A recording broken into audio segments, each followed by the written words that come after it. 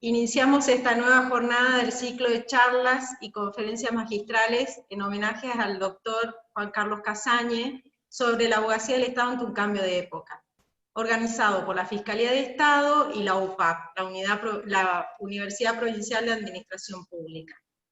Antes que nada, quiero agradecer la participación de todos, como así también la iniciativa del fiscal de Estado, el doctor Juan Agustín Pérez Alsina, del rector de la UPAP, el doctor Diego Wilde, y de la colaboración de los miembros de la comisión organizadora de esta actividad.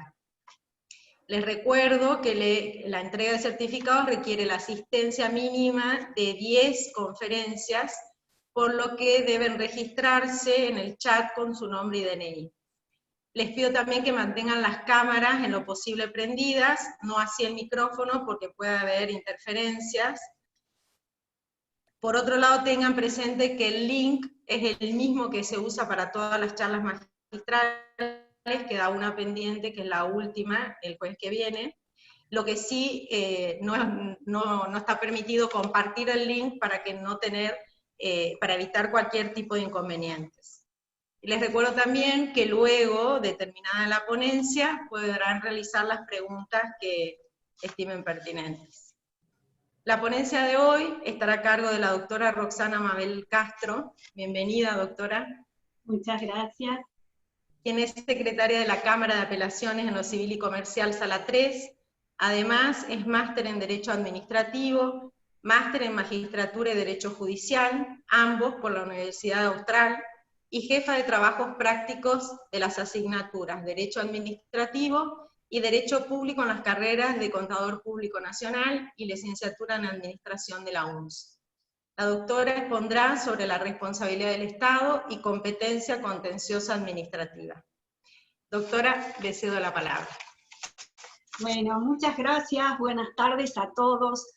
Bueno, en primer lugar quiero agradecer al señor fiscal de Estado, el doctor Juan Agustín Pérez Alsina, al señor rector de la UPAP, el doctor Diego Wilde, al doctor Martín Plaza por la convocatoria, y a nuestra querida maestra de profesores, la doctora Amparo Talens, sí, a todos ellos por la invitación a participar en este ciclo de conferencias tan importante, en homenaje a nuestro profesor, el doctor Juan Carlos Casañe.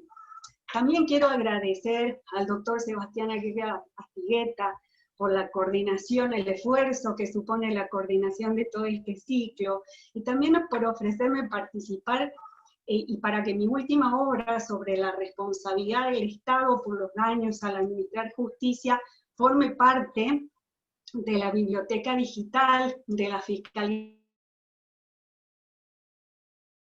de que yo me desempeñé durante más de 7 años y del cual yo guardo grandísimos recuerdos. Bueno, ¿de qué vamos a hablar hoy? ¿Cuál va a ser el objeto de esta ponencia? Vamos a tratar de dejar sentado como un estado de situación en el que se encuentra hoy la responsabilidad del Estado en la órbita provincial, del cual tenemos muy poca información o bien está muy difusa. Vamos a tratar también de visibilizar cuáles son los inconvenientes que hoy tienen los operadores jurídicos en este tema, lo que tienen que afrontar diariamente para litigar, para defender al Estado ante estas situaciones, y también la defensa de los litigantes, digamos, de los particulares, los que se sienten víctimas de algún daño injusto, y también tratar de esbozar, a ver, cuáles podrían ser los lineamientos de algunos de los contenidos mínimos que debería tener si un ordenamiento jurídico a dictarse en la provincia de Salta. ¿Y esto por qué? Porque, a ver, ya pasaron 6 años de la vigencia de la ley 26.944 de responsabilidad del Estado. A su vez, lo que nosotros llamábamos el Nobel Código Civil y Comercial ya tiene 5 años de vigencia. Entonces, como que de un tiempo a esta parte, ya hay varios años que se va intensificando en la provincia de Salta esa sensación de que algo nos está faltando en este tema. Y a pesar del tiempo transcurrido, digamos que estamos en una suerte de limbo jurídico.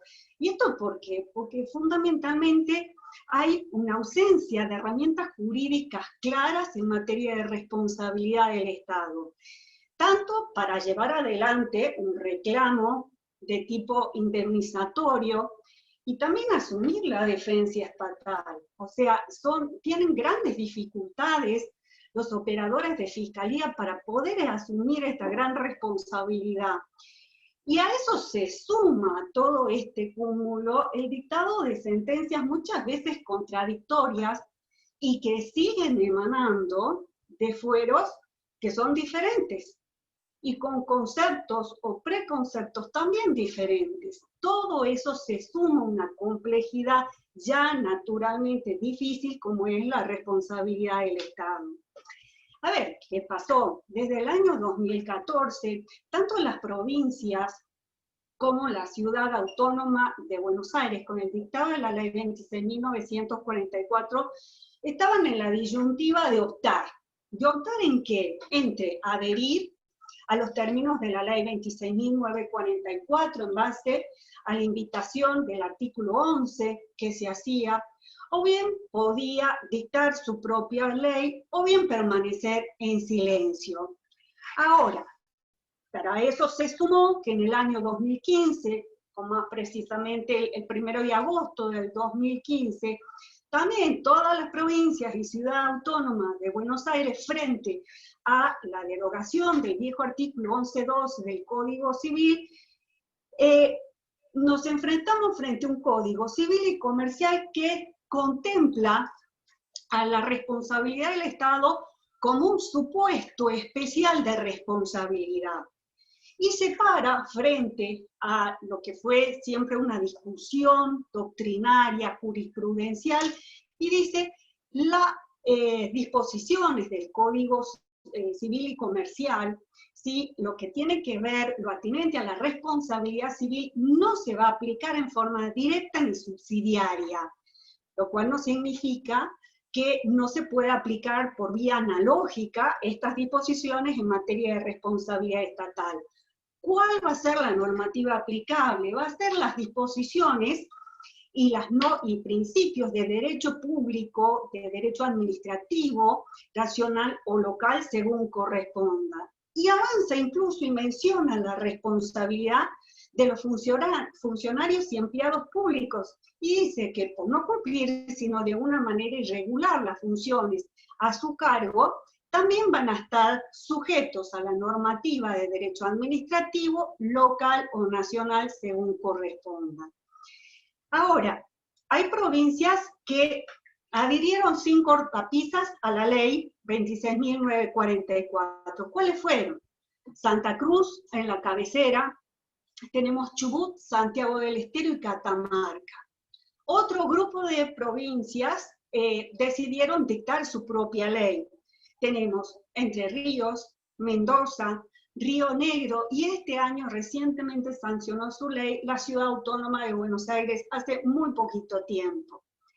Ahora, nosotros, ¿qué nos pasó? Bueno, si bien en el año 2015 la provincia de Salta, no sé si recuerdan, se había anunciado la conformación de una comisión para el dictado de una ley de responsabilidad del Estado y de los funcionarios, el proyecto no prosperó, por el motivo que fuera.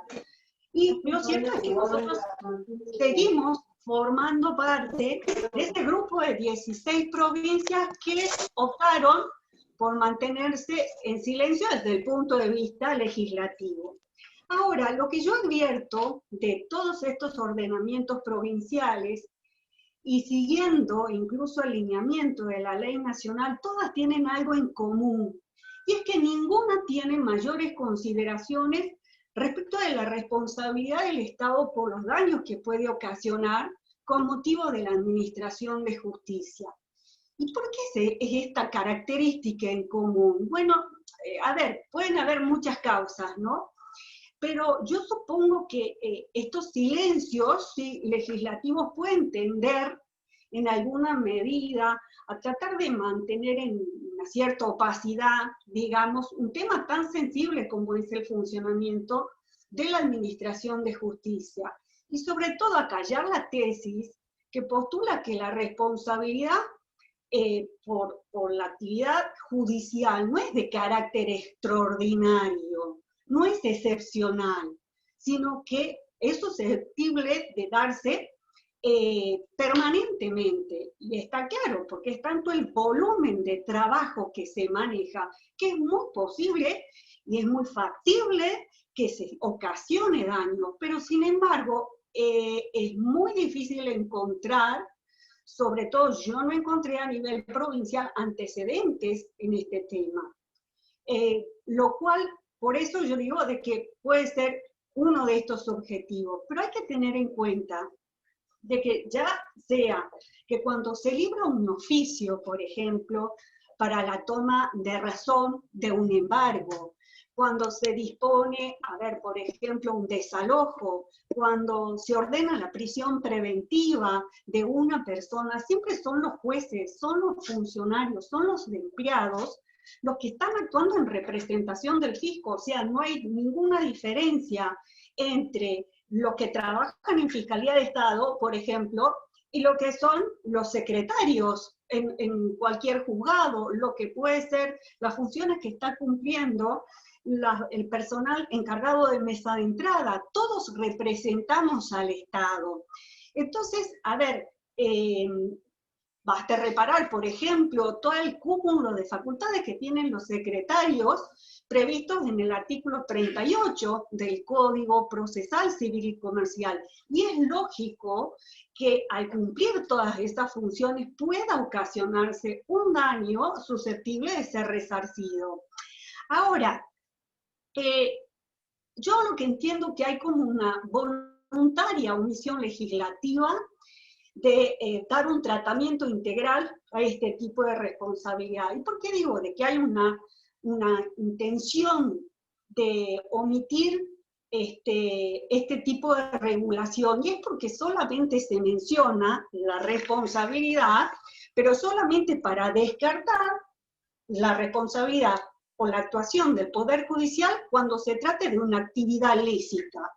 Y todo lo demás, yo me pregunto, pero fíjense de que Cava, ¿sí?, una de las cosas que se le atribuye, digamos, como punto favorable de la ley de la ciudad autónoma, es que no restringe la responsabilidad por la actuación legítima del Poder Judicial, que casi todo el resto de los ordenamientos sí lo hacen.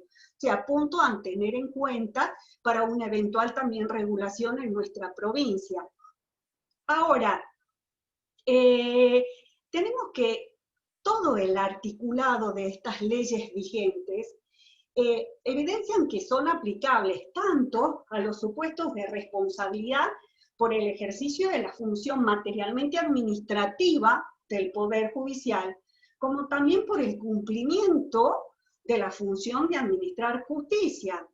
En ambos casos sí está claro que va a ser el Estado el obligado a responder, pero mientras en el primer supuesto va a ser de aplicación el régimen general, digamos, de los actos administrativos dictados por el Poder Judicial, en el segundo, en razón de la diferente naturaleza de los actos que se dictan en ejercicio de la jurisdicción, van a ser aplicables esos criterios jurisprudenciales que distinguen la responsabilidad por el llamado error judicial y de la derivada del funcionamiento anormal de la administración de justicia. Ahora, esto es muy interesante, es un aspecto no menor la responsabilidad, porque se da en un escenario, esta actividad muy particular, que está caracterizado por haber un significado aumento de la participación de los jueces en los procesos sociales y políticos, lo cual obviamente se traduce en algo que es esencial, que es el incremento del poder de los jueces, y tiene que ser consecuentemente de responsabilidad del Estado. Y este fenómeno se da principalmente a través de los amparos. O sea, como miembros de Fiscalía del Estado, ustedes día a día tienen que afrontar un cúmulo de contestaciones de demanda por amparos de todo tipo. Yo me acuerdo en su momento, cuando en Fiscalía de Estado hacíamos equipos, ¿no?, de trabajo para poder contestar, era tanta la avalancha en la época del Corralito, me acuerdo de amparos, que funcionábamos en base a equipos, porque no nos dábamos abasto. Y esto, vemos cómo eso se refleja, como en la otra parte del escritorio, en quién los decide. Y vemos cómo los jueces van avanzando sobre aspectos que antes solamente estaban limitados a los sectores políticos. Ahora, a su vez los jueces están saturados de estos amparos, más saturados del normal cúmulo de trabajo diario. Pero a todo este escenario tenemos que tener en cuenta que durante todo este año, ¿sí?, que estuvieron suspendidos los concursos, esa vacancia de juzgados vino a, digamos, a resentir el trabajo normal del resto, que trataba de hacerse cargo en base a una maquinaria judicial que venía funcionando con una dotación de personal notoriamente reducida. Entonces, digamos que estamos hablando de una actividad que tuvo que hacer frente a contingencias, o sea, de tipo procesales, informáticas, presupuestarias y, ¿por qué no?, laborales, todo para poder afrontar todos los efectos que significó la pandemia, de la cual todavía no hemos salido. Y más allá de, a ver, la opinión que cada uno tenga formada sobre cuál fue el éxito, alto, bajo, mediano, para poder abordar esta difícil situación, yo creo que todos estamos de acuerdo en lo difícil que significó hacerse cargo y poder adaptarnos a estas nuevas modalidades pandémicas que impactaron en todos los ámbitos, ¿no? O sea, y ¿por qué han impactado fundamentalmente en todos los ámbitos? Fundamentalmente por el ejercicio del poder de policía de emergencia al que tuvo que acudir tanto el Estado Nacional como provincial para poder afrontar sus efectos. Entonces, en virtud de este poder de policía enorme, digamos que las distintas administraciones han generado un verdadero tsunami regulatorio restrictivo de derechos individuales, libre a la circulación, de trabajar, de ejercer industria lícita, de enseñar, de aprender, de reunión, y todos sabemos o debemos ser conscientes que esta, de manera inevitable, todos estos mecanismos empleados van a ser sujetos, objeto de un escrutinio a cargo del Poder Judicial, porque en definitiva ninguna emergencia crea potestades al margen de la Constitución. Y bueno, va a ser los indicadores de la legalidad de estas medidas, van a ser la razonabilidad de las medidas adoptadas y el no desconocimiento de las garantías individuales. Porque también tenemos que tener presente que la situación o una situación de emergencia, a diferencia del estado de sitio, no se suspenden las garantías constitucionales. Y entonces acá vamos a tener que estudiar, dilucidar lo que el director de la Organización Mundial hablaba, el fino equilibrio, el delicado equilibrio entre lo que es la protección de la salud, la minimización de los trastornos sociales y económicos y el respeto de los derechos humanos. Hablando de los derechos humanos, está claro que en nuestra Constitución la responsabilidad del Estado está prevista en el artículo 5, pero para poder entender cuál es el verdadero alcance del artículo 5, tenemos que remitirnos al artículo 9 de nuestra Constitución. ¿Por qué? Porque el artículo 9 nos va a decir cuál es la matriz exegética constitucional salteña. ¿Por qué? Porque dice que el preámbulo resume los fines del Estado provincial y las aspiraciones comunes de sus habitantes. Su texto es fuente de interpretación y orientación para establecer el alcance, significado y finalidad de todas las cláusulas de esta Constitución. No puede ser invocado para ampliar las competencias de los poderes públicos. Entonces nos vamos al preámbulo y nos da una base hermenéutica muy importante al hablar del fin de los convencionales constituyentes, de exaltar y garantizar la vida, la libertad, la igualdad, la justicia y los demás derechos humanos. ¿Y por qué es de vanguardia? Porque vemos que desde 1986, esto es mucho antes de la reforma constitucional de la Nación de 1994, incorporó, digamos, la esencia que vino a alimentar el Estado de Derecho constitucional nacidos a mediados del siglo XX, y tenemos como parámetro interpretativo de todas las cláusulas constitucionales los derechos humanos. ¿Esto por qué es importante? Porque, bueno, justamente en este ciclo de conferencias estamos hablando de los nuevos cambios, de los nuevos vientos, y estos nuevos vientos me parece que van aconsejando cada vez más el dictado de una ley de responsabilidad del Estado. Una ley de responsabilidad del Estado que yo creo que va imponiendo o exige la reglamentación del artículo 5, pero es muy importante tener en cuenta que hay un piso que tiene que cumplirse desde el punto de vista provincial, que es un termómetro, digamos, de constitucionalidad de cualquier norma que pueda dictarse en la materia y de convencionalidad, y va a estar dado por el principio de no regresividad de las conquistas alcanzadas, es decir, digamos que no podrá dictarse en virtud del artículo 2.1 del Pacto Internacional de Derechos Económicos, Sociales y Culturales, deberá dictarse una norma que no suponga retrotraer el avance de todas las conquistas en materia de derechos humanos, que pueda poder pensarse en un retroceso, ¿sí?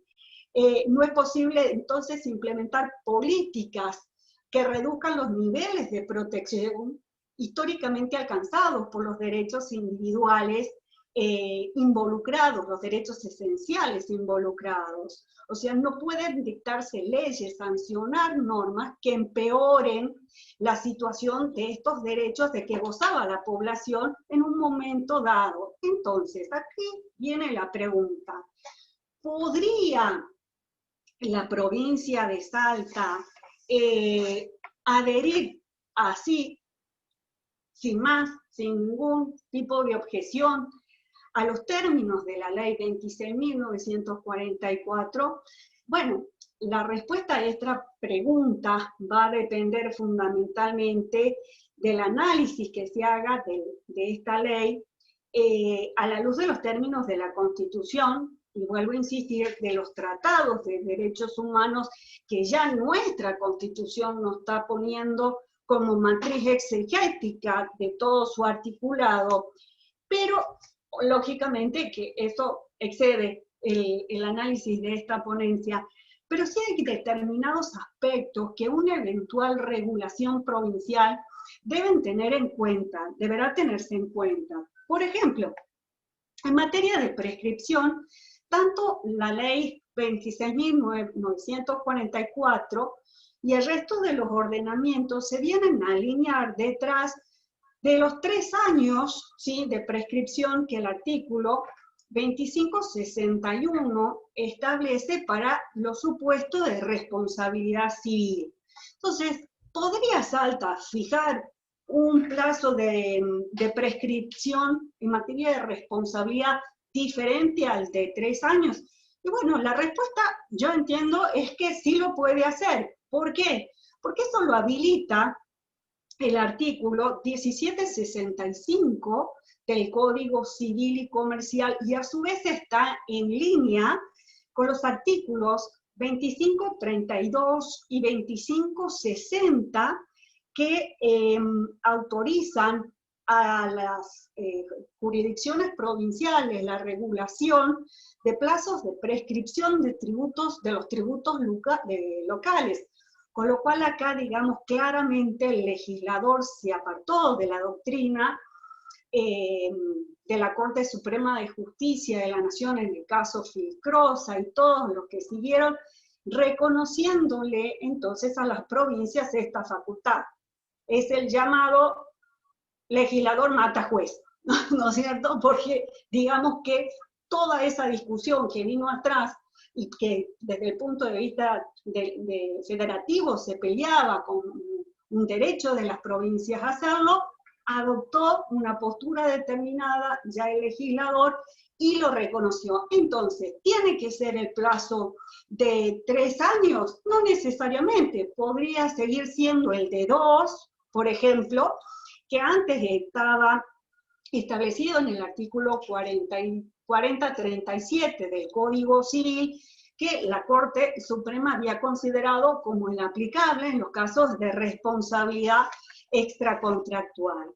Otra cuestión que debería ser objeto realmente de un renovado análisis es el tema del reclamo administrativo previo.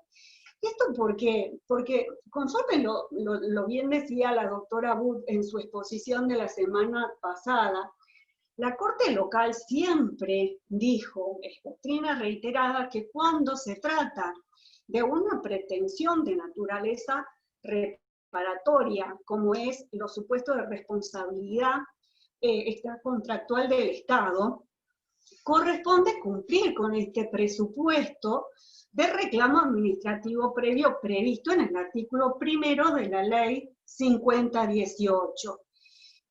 A ver, también había flexibilizó estos principios cuando se entendía que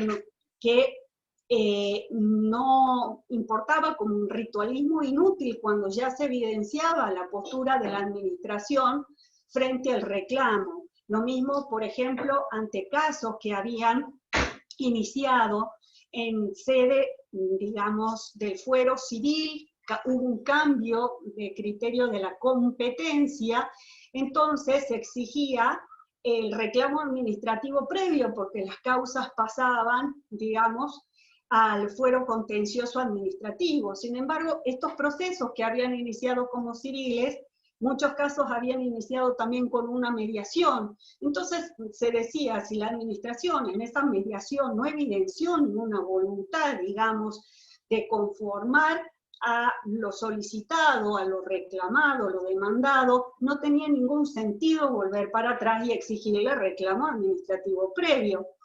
Pero ahora, es muy importante, esta cuestión ya había sido incluso analizada por la Sala 3 de la Cámara Civil y Comercial en un caso llamado Choque, decidido el año pasado en cuanto a la cuestión de fondo, ¿no?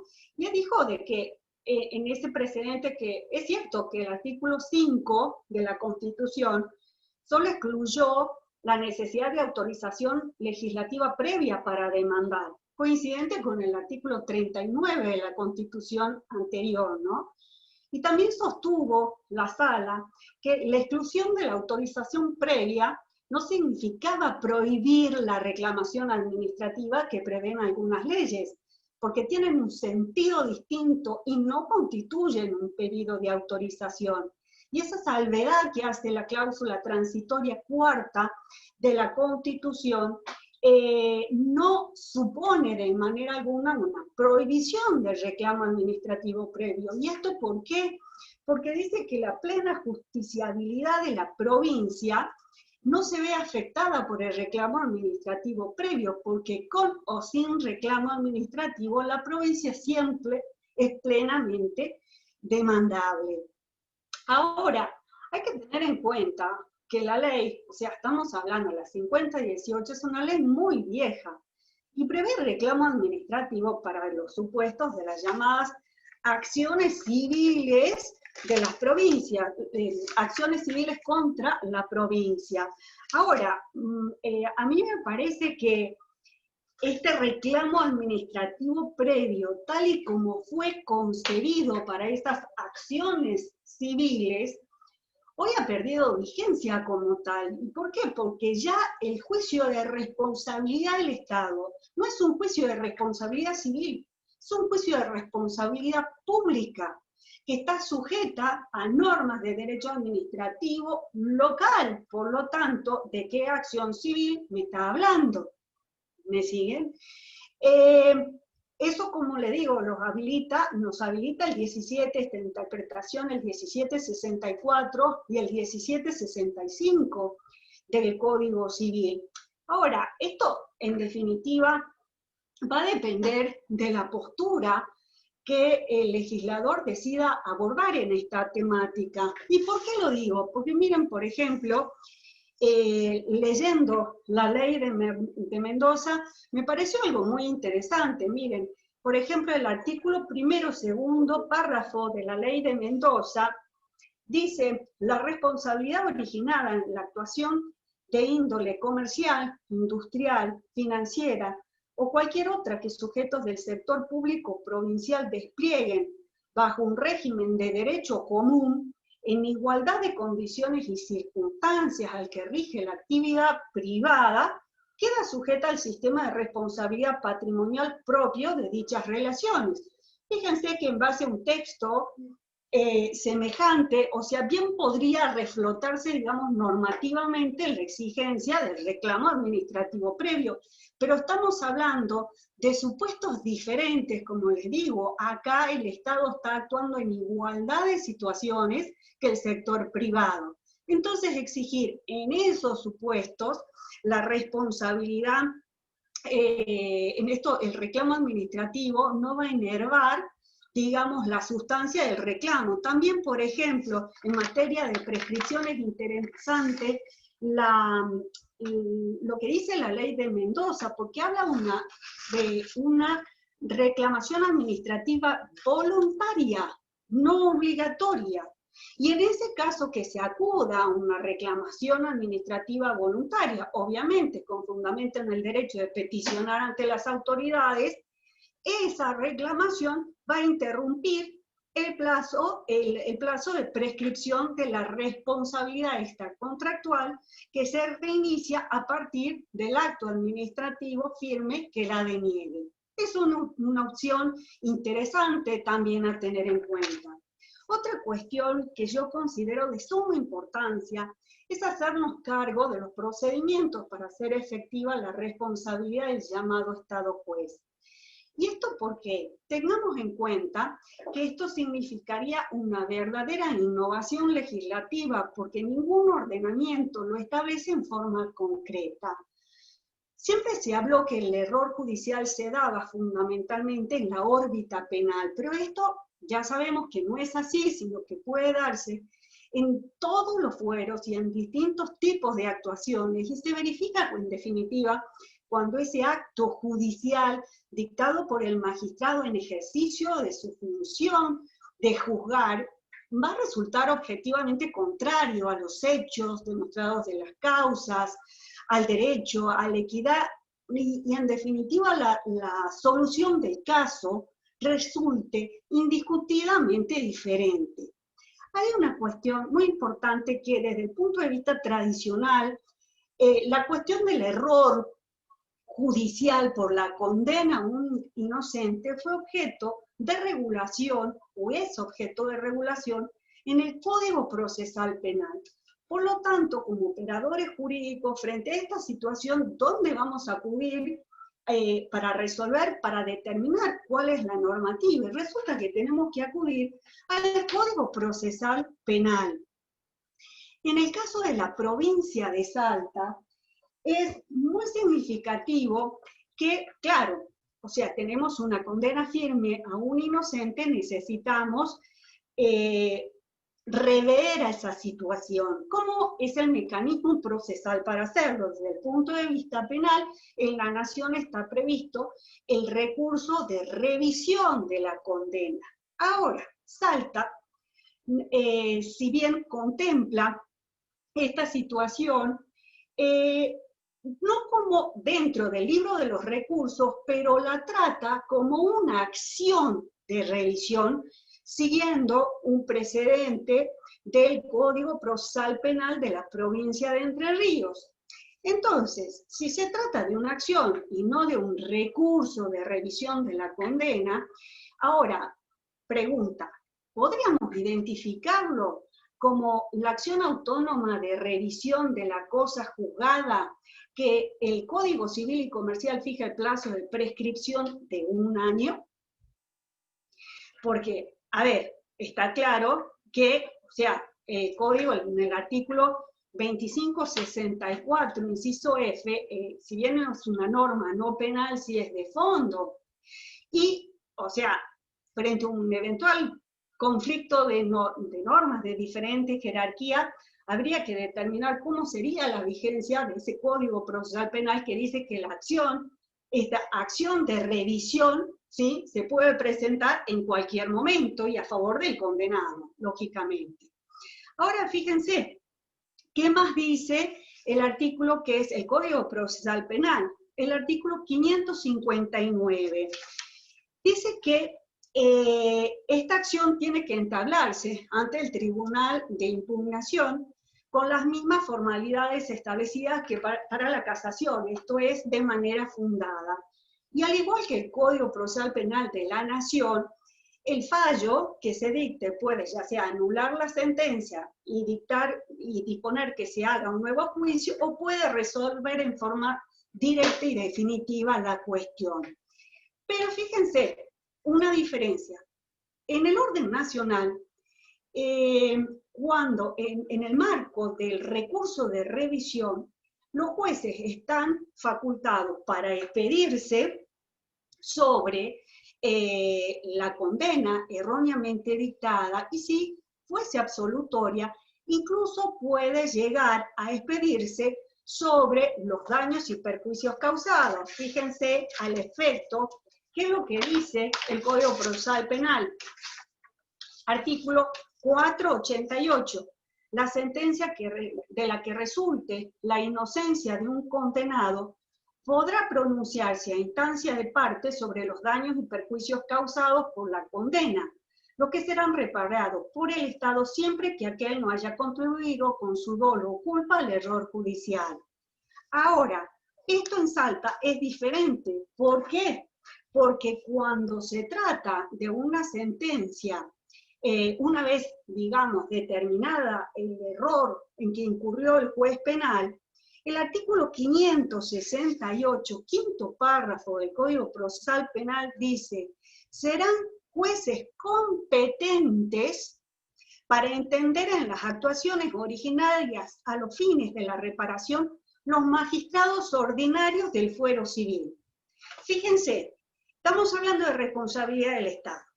En este tema de la responsabilidad del Estado nos tenemos que ir al Código Procesal Penal.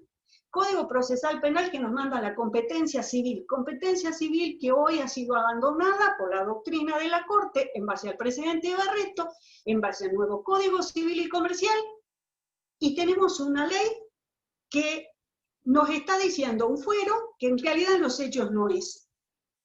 Ahora, si esto no va a ser objeto de, la verdad, presentaciones, realmente es evidente la inconsistencia del Código Procesal Penal con los artículos 17, 64 y 65 del Código Civil y Comercial y con toda la doctrina que se viene dictando. Pero fíjense que incluso en materia de competencia fue tanto el avance de este cambio jurisprudencial en la materia y la avalancha de desprendimientos de causas para ser desplazadas al juzgado contencioso administrativo, o incluso viceversa, que tuvo que poner un punto la Corte y decir, bueno, basta, esperen, fíjense, o sea, no podemos estar cambiando las reglas de juego permanentemente, porque hay un desconcierto muy grande en los litigantes, me imagino también de parte de los operadores de fiscalía, que ya no sabían para dónde disparar, porque tenían causas, le entraban causas por todas las endijas posibles, y de todos los fueros. Entonces, sacó un precedente y dijeron, no, bueno, el artículo 40 de la ley orgánica, ok, pero lo respetemos hasta por ahí nomás, dependiendo de las circunstancias del caso, tratando de valorar el tiempo transcurrido de la causa, de la tramitación de la causa en determinado fuero, y en definitiva tratando de preservar los derechos que están en juego. Es así que hoy siguen apareciendo, digamos, fallos, sentencias dictadas, por ejemplo, en el fuero civil y comercial sobre aspectos de responsabilidad del Estado, que avanzan incluso sobre la doctrina de la Corte en determinados temas. Por ejemplo, un fallo muy interesante es el dictado por la Sala Tercera de la Cámara, donde ratificó la postura de un fallo de primera instancia, también civil y comercial, dictado, donde se reconoce de manera concurrente la responsabilidad del funcionario y del Estado. Es concurrente, bueno, fíjense, la concurrencia de esta responsabilidad estaba en el anteproyecto del Código Civil y Comercial, que fue, digamos, desplazada ya por el Poder Ejecutivo. ¿Y esto por qué? Porque tiene que ver con la distinta fuente del deber de responder, o sea, mientras la del Estado es directa y es objetiva la responsabilidad, en el caso del funcionario es de tipo subjetiva, está de por medio su negligencia, dolo, culpa en la provocación del daño. Era un caso, me acuerdo, de la responsabilidad de una docente junto con el Estado provincial por el fallecimiento de un niñito, o sea, estando en horario escolar. Pero acá es muy interesante, ¿por qué? Porque hay, no sé, los más viejos de Fiscalía, si se acuerdan del fallo de Díaz Urdalia, la Corte había dicho en el año 2002 que frente a la víctima será el Estado el único responsable a fin de otorgar una indemnización satisfactoria, pero luego de ello el mismo Estado podrá intentar repetir el importe de los daños y perjuicios pagados por ese desempeño imprudente, negligente o gravemente inconveniente. En este caso, dice Díaz Urdalia, se persigue una reparación indemnizatoria por supuestos daños ocasionados por la administración, cuya procedencia será oportunamente analizada, sin que ello permita considerar legitimado pasivo al funcionario que suscribió la resolución lesiva de los derechos del actor. Fíjense cómo en este caso directamente se le negó la legitimación al ministro de ese momento de la cartera educativa para ser demandado. Solamente podía ser demandado por el Estado. Esto fue objeto de un cambio en la jurisprudencia, un avance, y hoy se ha admitido que puedan ser juzgados ante el contencioso administrativo de manera paralela, funcionarios junto con el Estado o incluso con terceros. O sea, no necesariamente lo excluye. Y esto también debería ser objeto de regulación. Ahora bien, seguimos con el caso de la responsabilidad por errores judiciales. Habíamos dicho de que no solamente puede tener cabida en el orden judicial. Y esta es doctrina, digamos, de la Corte Suprema de Justicia de la Nación ya a partir del caso Egues, ¿sí? De que se necesita una nueva instancia revisora que no es solamente se tiene que dar en el sector penal a pesar de que no esté regulado, porque en definitiva, o sea, ningún obstáculo hay para revisar si la materialidad de esa cuasi cosa juzgada, se habla de lo que es la firmeza y la seguridad jurídica de una sentencia que está gravemente viciada. Ahora, resulta que nosotros no tenemos regulados una acción autónoma, declarativa, invalidatoria de la cosa juzgada y recta, o sea, tendremos que ir a una acción de nulidad. Pero para eso, ojo, nos vamos a tener que ver sujetos a ese plazo de prescripción, o sea, tan chiquito que es de 1 año, para poder ejercer esta acción de nulidad. Entonces, la posibilidad de cuestionar la validez de las sentencias que definieron una determinada cuestión litigiosa, a un principio estaría estrechamente limitada en el tiempo. Ahora, ¿podría la provincia establecer un plazo de prescripción un poco más laxo que este 2564, inciso F? Yo opino que sí, porque si estamos en el marco de la responsabilidad del Estado, que los artículos 17, 64 y 65 habilita, libera a las provincias para regular, yo digo, ¿por qué me reguló esta materia el Código Civil Comercial? O sea, yo creo que también sería una cuestión a tratar para poder avanzar en una ley de responsabilidad salteña, digamos. Ahora, vamos a pasar, hay otro supuesto diferente, que es el anormal funcionamiento de la Administración de Justicia. En este caso, digamos que hay una deficiente prestación del servicio. Se ha dicho que el anormal funcionamiento de la Administración de Justicia se trata de un concepto jurídico indeterminado, porque viene a comprender un montón de supuestos, ¿sí?, que van a tener ribetes difusos. ¿Por qué? Porque no van a estar incluidos en el concepto de error judicial. Son todas aquellas irregularidades cometidas durante la tramitación del proceso, que puede producirse por actuación u omisión, no solo con la intervención de los jueces, sino de los funcionarios y demás colaboradores de la justicia. Ahora, fíjense cómo se nos desliza un supuesto particular de anormal funcionamiento de la Administración de Justicia, donde en el Código Procesal Penal, donde en el artículo 219 del Código Procesal Penal, y fíjense algo muy interesante, cuando se disponga el sobreseimiento y la demora en la tramitación del proceso se haya originado por morosidad judicial, la víctima que se hubiese presentado como querellante tendrá derecho a ser indemnizada por el Estado. ¿Qué más dice? No dice absolutamente más nada. ¿Cuál sería entonces ese procedimiento? Y bueno, o sea, en el caso sería el mismo que aplicable para la responsabilidad extracontractual por falta de servicio. Pero fíjense que vamos un poquito más, porque miren, en este aspecto el Código Procesal Penal no me dice cómo va a ser el procedimiento para hacerlo efectivo, no me dice cuál va a ser el juez que sería competente, como en el caso de error judicial. Pero en error judicial avanza o avanzó el legislador y resulta que además de la competencia me dijo cómo va a ser el alcance de la indemnización.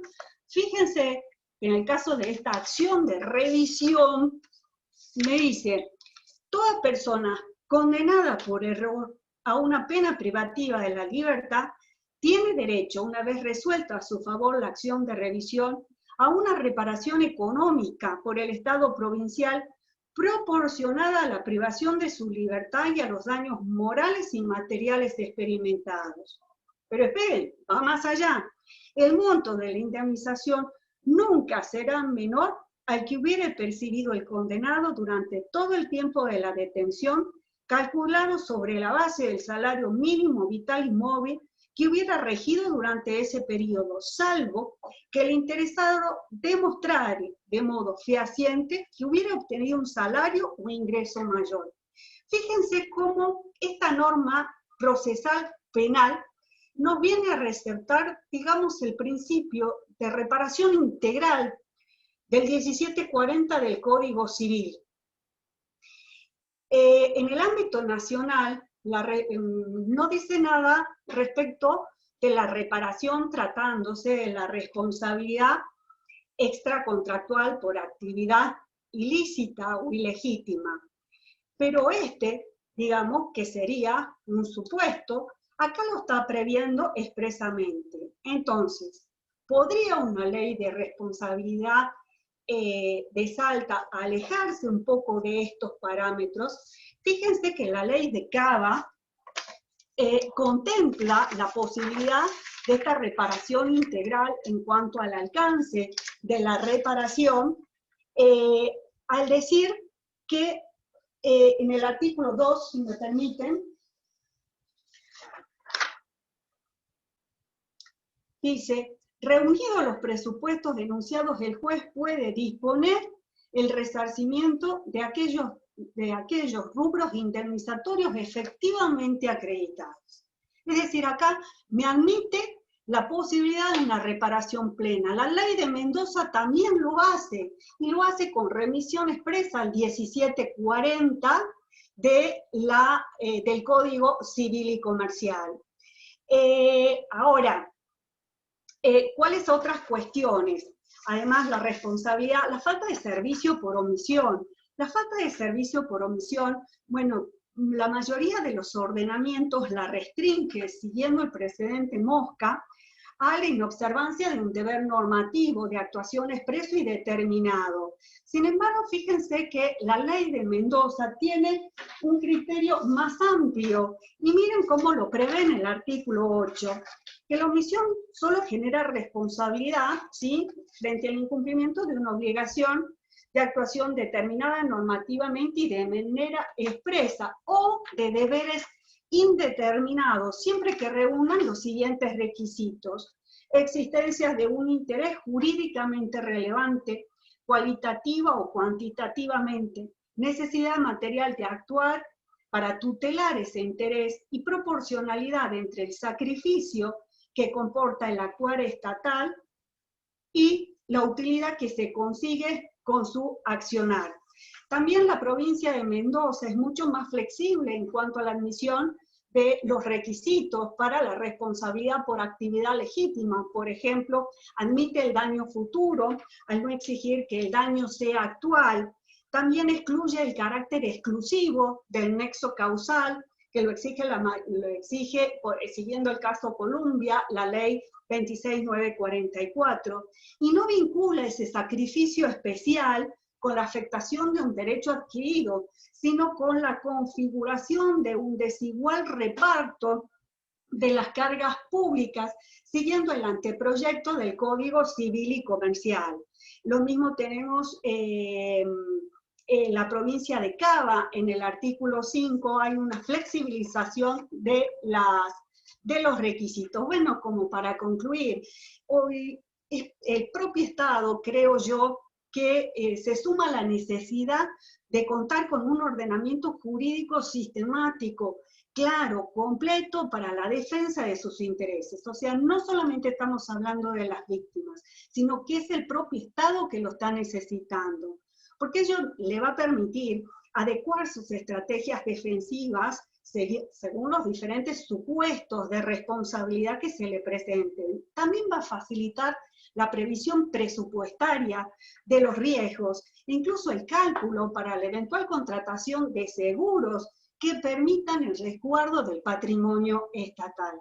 Bueno, creo que se me acabó el tiempo. Desde ya le agradezco muchísimo a todos, y bueno, estoy abierta a algunas consultas que quieran hacer, algunas inquietudes. Me quedaron algunos temas por tratar, pero bueno, ustedes me dirán. Gracias, doctora. Muy clara la ponencia, la verdad. Gracias. Muchas gracias. Hay algunas preguntas del doctor Franco Vizgarra. Sí. Doctora, ¿considera adecuada la regulación que viene realizando la Corte a través de jurisprudencia sobre responsabilidad del Estado, o propicia una ley que regule el actuar estatal con la aplicación del Código Civil y Comercial? Bueno, la verdad que la Corte ha venido adecuando, digamos, sus pronunciamientos en base a la antigua doctrina, digamos, jurisprudencial de la Corte Suprema de Justicia de la Nación, pero se van a presentar estos tipos de inconvenientes de tipo normativo que les venía refiriendo, que desde mi punto de vista justifica el dictado de una normativa clara. Vuelvo a insistir, es para el propio Estado, porque el propio Estado va a saber cómo articular sus defensas y también los eventuales víctimas poder determinar sus esquemas defensivos. Es imposible, digamos, para el Estado poder prever, como le decía, presupuestariamente todos los riesgos que tiene que asumir, ¿sí? Desde una escuela, desde servicios de seguridad, o sea, tenemos que pensar que hay gente armada en la calle, ¿no es cierto? Y esos presupuestariamente es un riesgo y es un costo para el Estado, que es muy difícil, digamos, de manejar. Como le digo, sí, nos entran antecedentes, criterios y evaluaciones de distintos lugares. Entonces, es preferible tener una sola normativa que fije, baje pautas claras para todos los operadores jurídicos. Entonces, eso le va a facilitar mucho al Estado poder ejercer realmente su rol y realmente poder resguardarse así y hacia los otros por su actuación. Yo le voy a hacer una pregunta, doctora. Yo le voy a hacer una pregunta. Sí. Respecto de la responsabilidad del Estado por actividad lícita. Casi todas las leyes provinciales y la nacional establece que la reparación excluye la reparación del lucro cesante. ¿Qué opina al respecto? Porque la reparación debería ser integral, pero en estos casos siempre lo excluyen las leyes de responsabilidad del Estado. Lo que pasa es que, fíjese, doctora, de que si bien en principio le excluyen, pero hay ordenamientos como Mendoza, que establecen ciertas pautas cuando está de por medio la vida, la libertad, la integridad física de la persona. ¿Por qué? Porque, a ver, siguiendo los lineamientos de la ley nacional, siempre se pone como pauta de que no se va a reconocer el valor objetivo de los bienes afectados. Pero miren, Mendoza y Cava establecen dos supuestos interesantes. Primero, respecto de cuando se trata de la continuación, lo que se afecta es la continuación de una actividad. Y ahí se dice, por ejemplo, que la reparación del daño emergente va a incluir el valor de las inversiones no amortizadas que sean propias del giro de la empresa. Un dato a tener en cuenta. Pensemos en las inundaciones de campos, por ejemplo, para evitar la inundación de pueblos. O sea, entonces tenemos el campo, una inversión de por medio, la verdad, tratar de dejar de lado este valor de la actividad realmente no se ajusta a los principios de tutela judicial efectiva.